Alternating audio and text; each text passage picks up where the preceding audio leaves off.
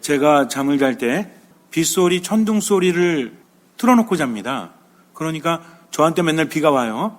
근데 어제는 굉장히 크게 틀어놓고 자는데 눈을 감고 소리를 들으면서 잠을 청하는데 갑자기 눈앞이 번쩍번쩍거리는 거예요. 그래서 이런 생각을 했습니다. 내가 빗소리, 천둥 소리를 많이 듣다 보니까 적응돼서 이제 이게 3D로 느껴지나? 눈앞이 이렇게 번개가 칠 때 이렇게 천둥 소리 나고 막 이러잖아요. 근데 평상시에는 소리만 들렸는데 어제는 그게 눈앞에서 번쩍번쩍 환해지는 거예요. 그래서 지성이면 감천이라고 내가 매일 들으면서 잠을 청했더니 이제는 숙련도가 높아져서 이제 헛것이 보이는구나 라고 생각을 했어요. 근데 조금 있다 보니까 집이 흔들리더라고요. 그래서 이게 뭔 일인가 하고 창문을 열어봤더니 밖에서 천둥과 번개가 치고 있었습니다. 맨날 듣던 짜가하고는 좀 달랐어요. 이렇게 비가 전체적으로 오고 그러니까 많이 와서 좀 걱정은 되지만 그래도 이게 진짜와 가짜의 차이를 확연히 느낄 수 있었습니다. 비가 많이 와야 한다죠. 얼마 전에도 제가 칠보산에 가는데 예전에는 비가 많이 오지 않았을 때 가뭄 때문에 많이 힘들었고 사실 지금도 충남 일대나 저기 경남 쪽에는 비가 아직 충분히 오지 않아서 걱정이라고 하는데 가뭄이 우리도 느껴질 정도로 좀 깊었죠. 날이 갈수록 가뭄이 좀 짙어지는 것 같아요. 작년에도 그랬고 재작년에도 그랬고. 근데 산에 가면 가뭄이 그대로 드러납니다. 산에 올라갈 때 어떠냐면 식물들이 생기가 없어요. 왜 생기가 없죠? 땅이 생기를 잃어가기 때문입니다. 푸석푸석하고 먼지만 날려요. 그러니까 올라갈 때도 먼지 날리니까 호흡하기 곤란하고 내려올 때도 어때요? 먼지가 날리니까 미끄러지기도 쉽고 아주 불쾌하다는 거죠. 식물들이 많아서 무슨 피톤치드 효과다, NK세포가 활성화된다라고 하지만 가뭄의 산에 가보면 힘들기는 마찬가지입니다.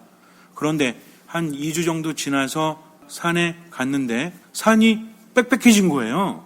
이게 뭔 일인가 했더니 가뭄 때에는 이 식물들이 잘 자라지 못하니까 서 있어도 길이 좀 휑한 느낌이 들었는데 비가 막 오게 되니까 땅이 그 물을 빨아들이고 이 물을 누가 빨아들여요?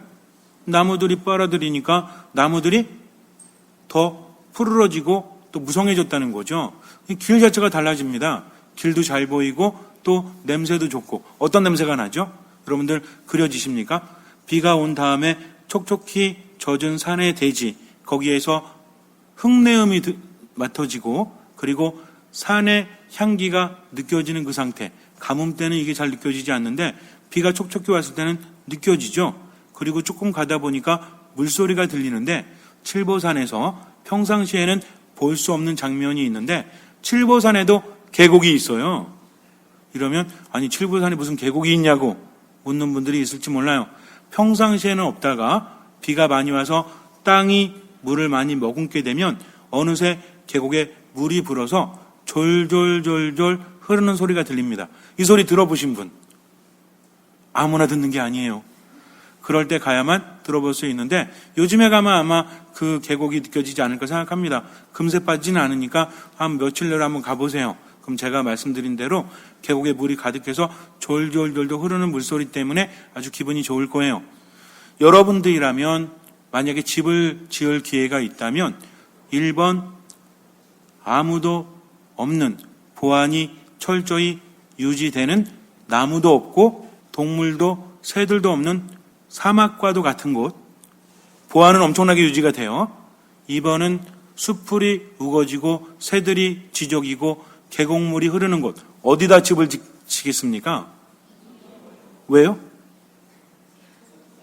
당연한 질문인데 왜 그럴까요? 생명력이 넘쳐흐르기 때문이죠.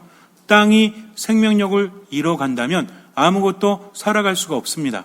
예수님께서는 하늘나라의 비유에 대해서 설명해 주시면서 씨 뿌리는 사람의 비유에 대해서 우리에게 말씀하시죠. 우리가 잘 알고 있어요. 이 이야기는 몇 번의 강론을 통해서 또는 여러 가지 강연을 통해서 또는 평화방송 여러분들이 읽는 책들을 통해서 많이 접해봤을 겁니다. 근데 예수님께서 씨앗의 비유에 대해서 몇 가지를 말씀하셨는데 그 중에서 농부가 씨를 뿌렸는데 어떤 것은 길바닥에 떨어지고 어떤 것은 돌밭에 떨어지고 어떤 것은 가시덤불에 떨어지고 어떤 것은 좋은 땅에 떨어졌다. 네 가지 경우가 나오죠. 그래서 이 네 가지 경우를 우리가 어떻게 묵상해야 될까? 예수님께서는 그러십니다. 들을 귀가 있는 사람은 알아들으라고 하세요.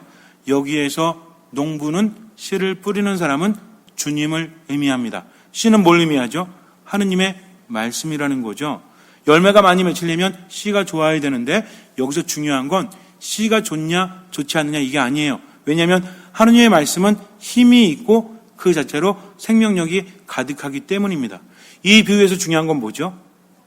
땅이 어떤 땅이냐 하는 거죠. 가끔은 이런 생각이 들어요. 믿음이라는 것이 우리들에게 많은 가르침을 주긴 하지만 저는 죽은 다음에는 몰라요. 상관없어요. 살아있을 때 행복하고 싶습니다.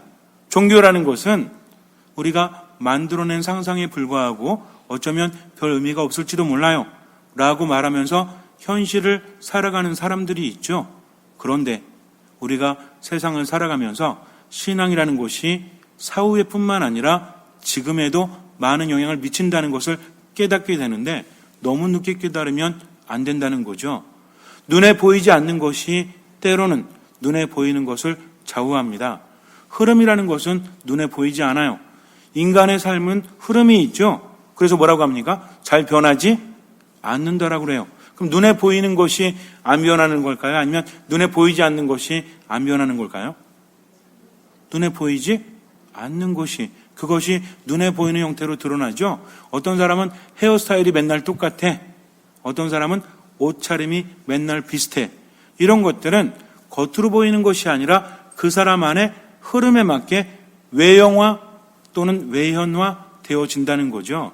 그래서 정말 중요한 건 그 사람이 어떤 생각을 가지고 있느냐, 어떤 느낌을 가지고 있느냐, 이것이 더 중요하다는 겁니다. 그래서 눈에 보이지 않는 것이 중요한데 눈에 보이지 않는 것이 무너지게 되면 겉으로는 멀쩡해도 삶이 힘들어질 수밖에 없죠. 그렇지 않습니까? 요즘에 어떤 얘기예요? 정신적으로, 심리적으로 많이 힘들다라고 하죠. 외상후 스트레스 장애도 그런 것 중에 하나죠. 교통사고를 당하거나 어떤 큰 충격을 경험했을 때 그때는 모르지만 시간이 지나면서 육체적인 문제가 아니라 정신적인 트라우마 내지는 문제로 고통을 겪고 있다면 이것은 눈에 보이지 않는 문제라는 거죠. 또 우리가 심각하게 우울증이라든지 분노 이런 것들도 눈에 보이는 겁니까? 보이지 않는 겁니까? 보이지 않는 거라는 거죠. 나는 지금 행복하게 살고 싶어. 그러나 마음이 편안하지 않고 두려움과 불안이 그 사람을 엄습하면 좌절과 상실 속에서 힘들어질 수밖에 없다라는 겁니다. 그래서 신앙이라는 것은 단순히 죽은 다음에를 이야기하는 것이 아니라 지금 여기를 말한다는 거죠. 예수님께서 뭐라고 하십니까? 하느님 나라는 어디에 있다? 죽은 다음에 있다? 저 멀리 있다? 어디 있다고 하시죠? 너희 가운데 있다라고 하십니다. 이걸 잘 알아들어야 돼요. 그런데 여기서 중요한 것은 씨는 말씀이라고 했죠. 말씀이 하느님의 말씀이 세상에 오면 하느님의 일을 완수하고 하느님의 사명을 다하지 않고는 돌아가지 않는다라고 하십니다. 하느님은요 인간을 너무나 사랑하세요. 그래서 인간이 청하는 것은 무엇이나 다 이루어 주려고 하십니다. 무엇을 통해서? 당신의 말씀을 통해서. 말씀은 그리스도요. 말씀은 하느님의 힘이 깃들었기 때문에 불가능함이 없다는 거죠. 근데 문제는 뭐냐면 이 말씀이 우리에게 오셔서 어떻게 해야 돼요? 열매를 맺어야 합니다. 왜? 말씀은 뭐기 때문에? 말씀이 뭐기 때문에? 씨앗이기 때문에. 씨앗은 뭐 해바라기 씨 이런 거는 먹기도 하지만 원래 씨앗의 목적은 뭐죠? 씨앗이 나아가야 될 바는 뭐예요? 아름다운 씨앗? 그러면 이쁘게 생긴 씨앗? 씨앗은 뭐 하는 거예요? 씨앗은 열매를 맺어야 되는데 열매를 맺기 위해서는 어떻게 됩니까? 땅 속으로 들어가야 한다는 거죠. 그리고 땅으로부터 양분을 빨아들여야 합니다. 그래야만 씨가 자라날 수 있다는 거죠. 하느님의 말씀이 세상에 와서 내게 온다라고 할지라도 뭐하지 않으면 뿌리를 내리지 않으면 의미가 없어집니다.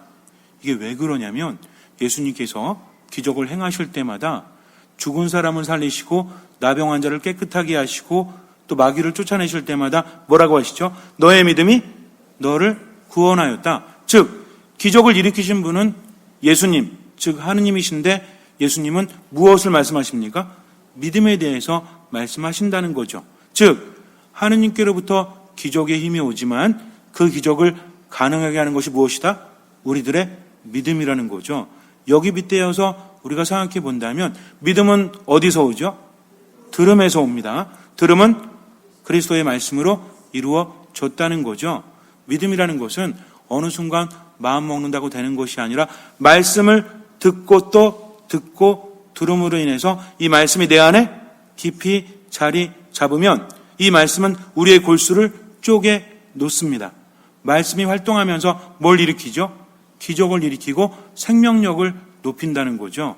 근데 문제는 뭐냐면 땅이 좋은 땅이 아니라면 그 씨가 깊이 들어가지 못한다는 거죠.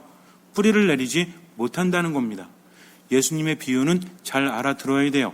우선은 우리가 이렇게 생각할 수 있죠. 농부가 좀 이상하다. 아니 왜 길바닥에다가 돌밭에 가시덤불에 뿌리고 그래? 좋은 땅에 뿌리면 되지 라고 생각하지만 이스라엘의 기후는 우리랑 다르죠.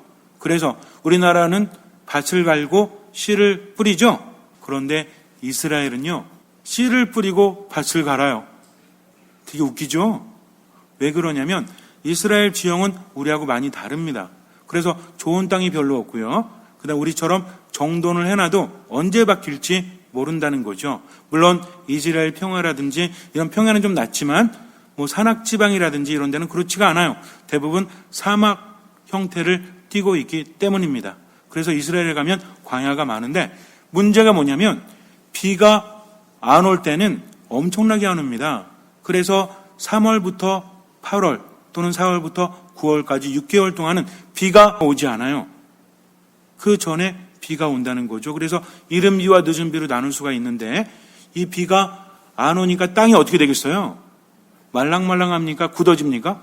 굳어진다는 거죠. 그러니까 쟁기질을 해도 별 의미가 없어. 그래서 이제 비가 오기 시작할 때 씨를 뿌리고 그 위를 흙으로 덮습니다. 물론 어느 정도 영역은 있겠죠.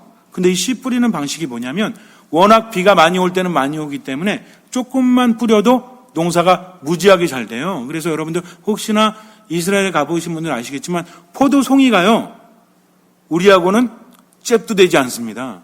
그러니까 열매들이 다 우리보다 어때요? 씨알이 굵어. 엄청나요? 그래서 아주 풍성함을 볼 수 있죠. 제가 포도송이가 풍성함을 나타낸다고 해서 우리나라에서 포도송이 보고 이게 무슨 포도송이가 풍성함이야? 뭐 큰 포도 있죠. 뭐라고 하죠 이거?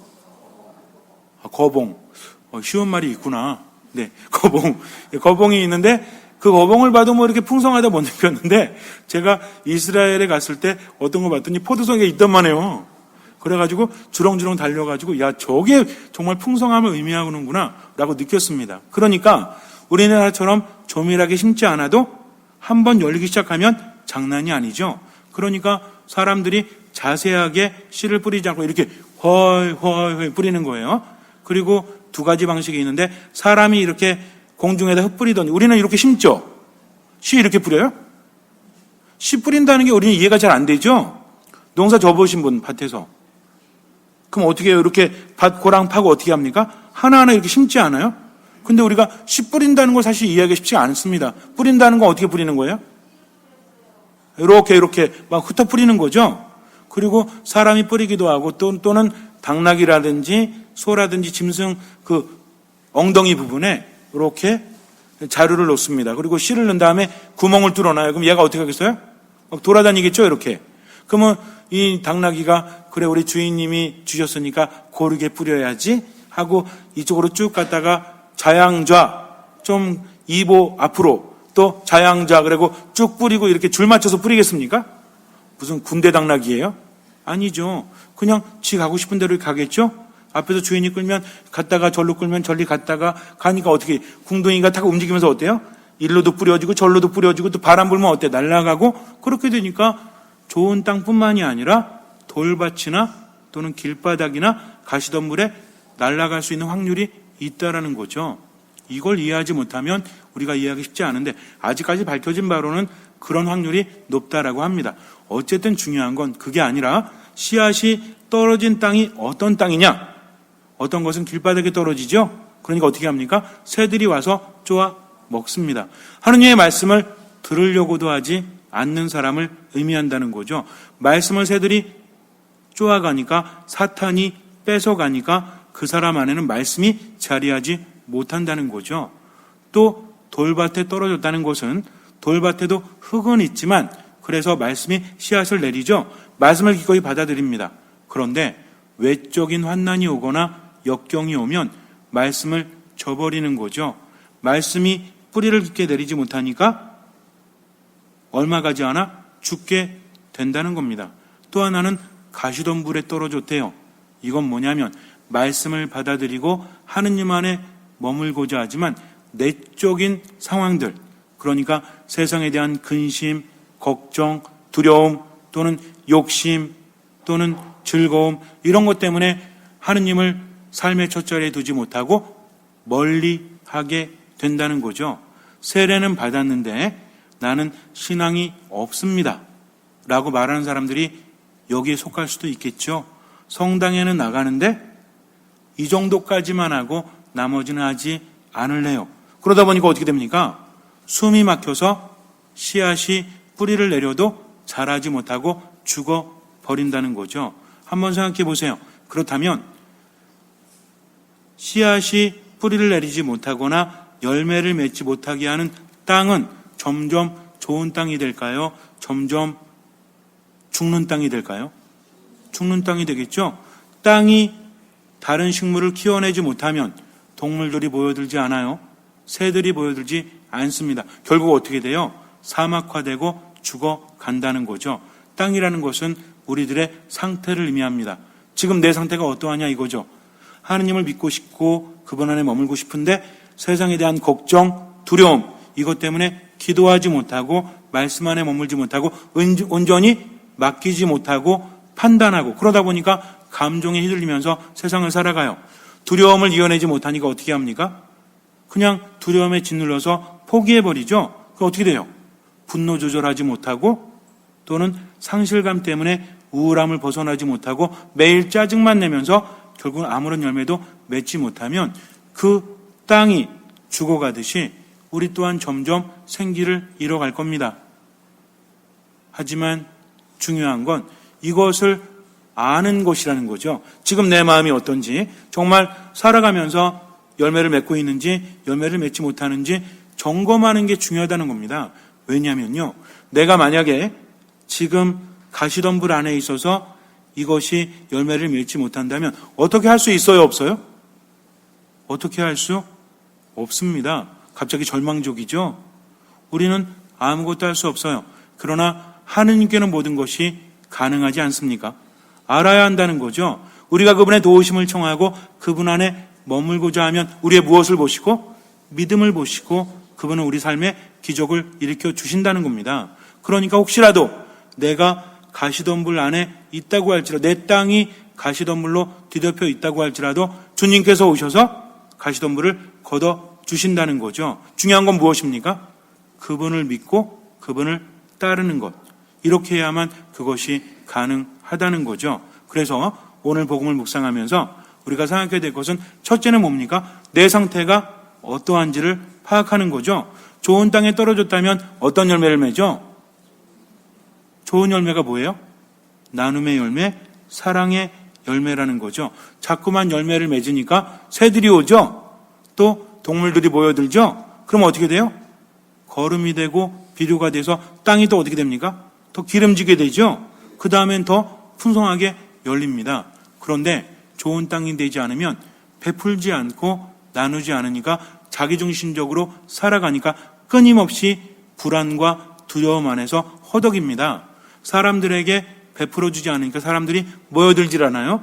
외롭죠. 그럼 어때요? 삶이 점점 힘들어지고 뭐가 사라져요? 생기가 사라지죠. 그러니 짜증이 날 수밖에 없고 분노가 생길 수밖에 없습니다. 요즘 세상이 너무나 위험해요. 그냥 노출되는 것만으로도 산다는 게 너무 힘들어요. 그렇기 때문에 우리는 생각해야 됩니다. 내가 좋은 땅이 아니라면 하느님께 의탁해야 되는 거죠. 왜? 비를 내려주시는 분도 그분이기 때문에. 좋은 땅이 되려면 뭐가 많이 내리면 돼? 비가 많이 내리면 돼요. 비가 많이 내리면 우선 기본적으로 땅이 좋아집니다. 그 다음에 가시덤불은 쳐내면 돼요.